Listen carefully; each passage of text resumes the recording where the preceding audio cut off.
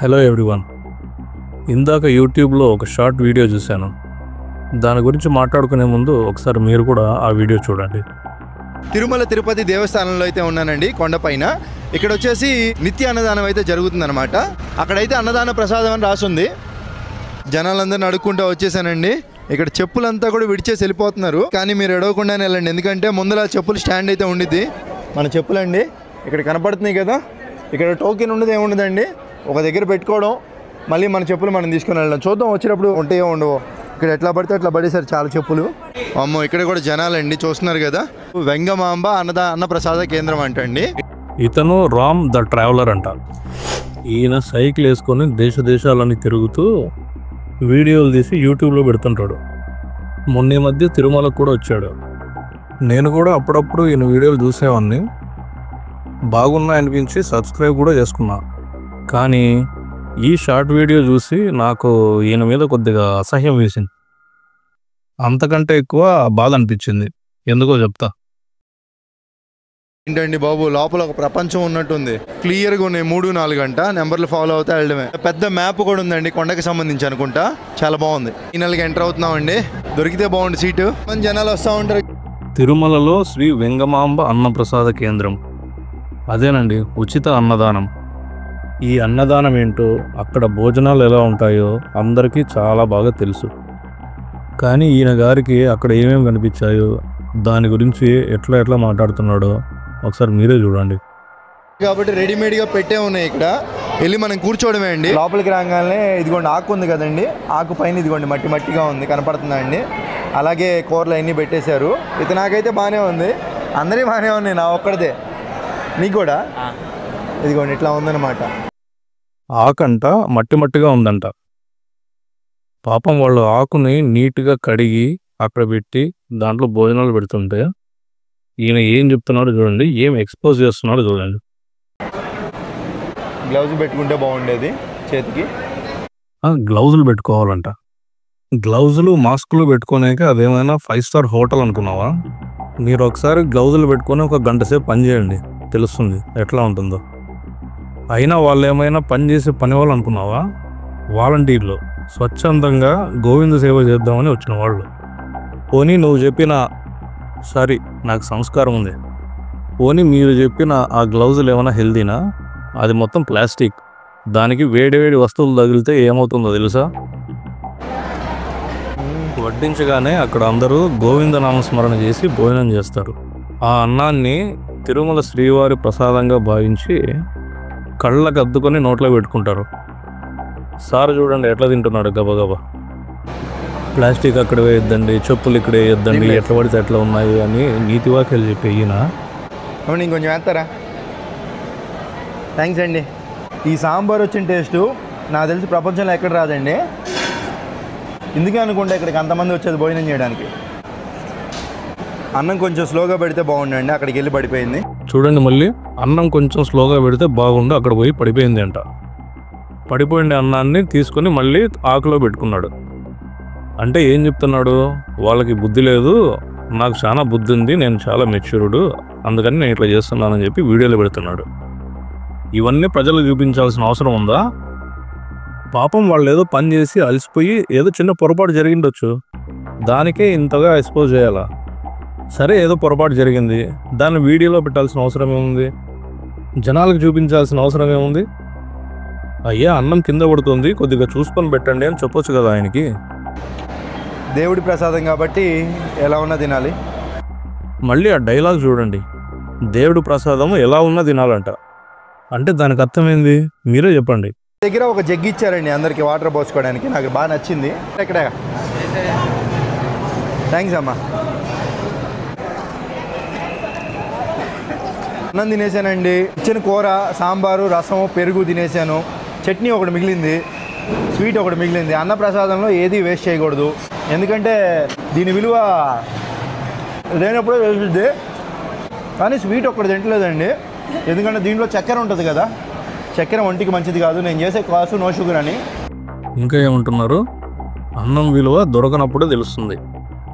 బాగుంది, కానీ స్వీట్ ఎందుకు వదిలేశారు? అదేందో నో షుగర్ క్యాంపెయిన్ చేస్తున్నారంట. ఓకే, కానీ మీకు తెలియని విషయం ఏందో తెలుసా, షుగర్ అనేది వైట్ రైస్లో ఇంకా ఎక్కువ ఉంటుంది. ఒకసారి ఎవరినైనా డైటీషియన్ని కలవండి, చెప్తారు. అంత కొంచెం స్వీట్ తింటే ఏం కాదు, దాన్ని వేస్ట్ చేసేసినారు.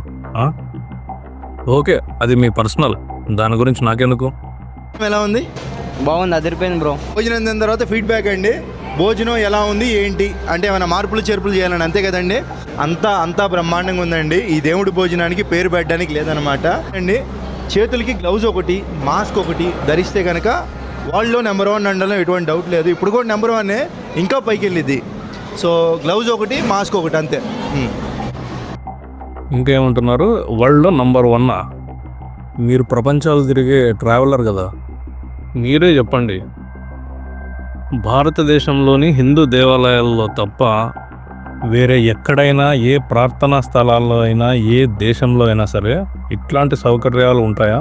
ఒకసారి మీరే చెప్పండి, నాకు తెలియదు దాని గురించి. అది ఓకే. ఇక భోజనాలు దీనికి ఎందుకు వచ్చేసామండి, అన్నదానానికి మన వంతు సహాయం మనం ఏమైనా చేయాలంటే కనుక ఇక్కడ ఇవ్వచ్చండి. ఉన్నాయా లేవా? అమ్మయ్యా, నా చెప్పులు ఉన్నాయండి వచ్చి. తినేసి బయటకు వచ్చి నా చెప్పులు ఉన్నాయండోచ్ అంట.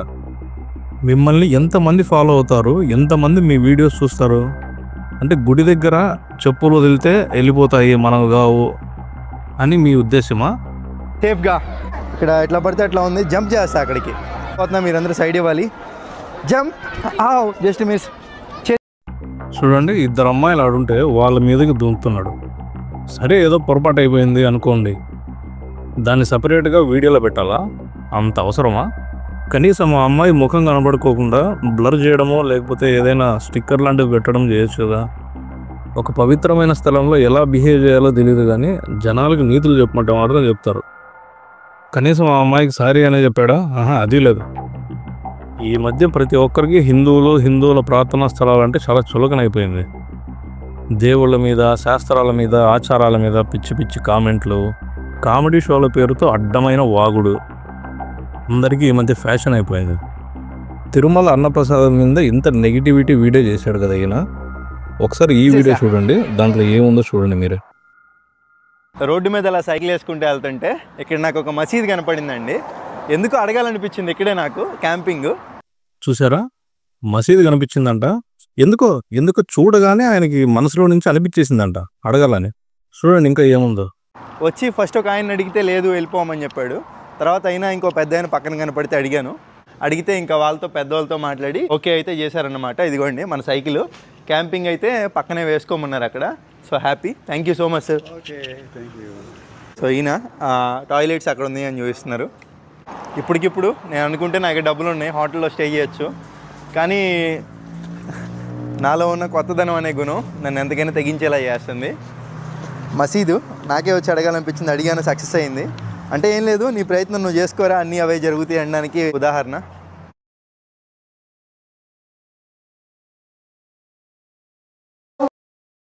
చూడండి, ఆయన టెంట్ యాడ్ చేసినాడు పార్కింగ్ ఏరియాలో, దాని ముందర చెప్పులు ఇడుస్తున్నారు అందరూ. చూడండి ఇంకా ఏం చెప్తాడు. దానికి సెట్ చేసుకున్నానండి. మలేషియా అనేది ఇస్లామిక్ కంట్రీ కదండి, ఇక్కడ ముస్లిమ్స్ ఎక్కువ మంది ఉంటారు, వాళ్ళు చాలా మంచోళ్ళు అండి. అక్కడ అందరూ మంచోళ్ళేనంట.